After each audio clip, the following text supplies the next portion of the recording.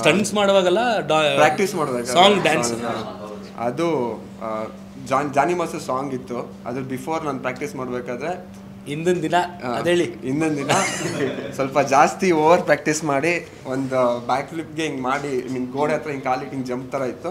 So muscle extra elongate ಆಗಿ ಬಿದ್ದ ತಕ್ಷಣ ಫುಲ್ ಕಂಪ್ಲೀಟ್ ಮಸಲ್ ಟೇರ್ ಆಗಿತ್ತು. So around like 22 inches something full cut ಆಗಿತ್ತು, ಮಸಲ್ ಟೇರ್ ಆಗಿತ್ತು. ಆಲ್ಮೋಸ್ಟ್ ಒಂದು 70% ಹತ್ತ ಟೇರ್ ಆಗಿತ್ತು.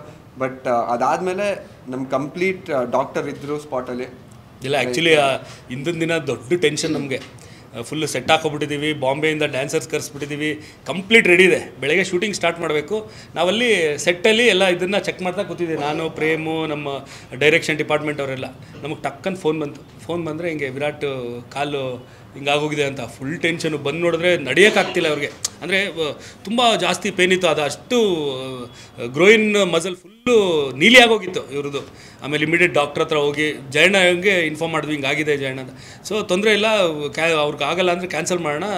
ಹಾಗೆ ಆಲ್ಮೋಸ್ಟ್ ಒಂದು 4-5 ಲ್ಯಾಕ್ಸ್ ಖರ್ಚಾಗೋಗಿತ್ತು ನಮಗೆ. ಎಲ್ಲರನ್ನೂ ಕರೆಸಿದ್ದು. ಸೆಟ್ ಬಿಡಿ ವೇಟ್ ಮಾಡುತ್ತೆ, ಬಟ್ ಟೆಕ್ನಿಷಿಯನ್ಸ್ನೆಲ್ಲ ತೊಂದರೆ ಇಲ್ಲ, ವಿರಾಟ್ ರೆಡಿ ಆದಮೇಲೆ ಮಾಡೋಣ ಅಂತ. ಬಟ್ ವಿರಾಟ್ ವಿಲ್ ಪವರ್ ತುಂಬ ಸ್ಟ್ರಾಂಗ್ ಆಗಿತ್ತು. ಇಲ್ಲ ಸರ್ ನಾನು ರೆಡಿಯಾಗಿ ಬರ್ತೀನಿ, ನನಗೇನಿಲ್ಲ, ಪೇನ್ ಬಂದಾಗ ಜೊತೆಲಿ ಡಾಕ್ಟ್ರ್ ಒಬ್ರು ಇದ್ದರೆ ಸಾಕು ಅಂತ. ಸೊ ಇವ್ರನ್ನ ಯಾರು ಟ್ರೀಟ್ ಮಾಡೋದು, ಅವ್ರನ್ನ ಡೈಲಿ ಒಂದೊಂದು ಶಾರ್ಟ್ ಆಗಿದ ತಕ್ಷಣ ಕರ್ಕೊಂಡು ಹೋಗೋದು, ಕ್ಯಾರಮಲ್ಲಿ ಇವ್ರಿಗೆ ಟ್ರೀಟ್ ಮಾಡೋದು, ಕರ್ಕೊಬರೋದು.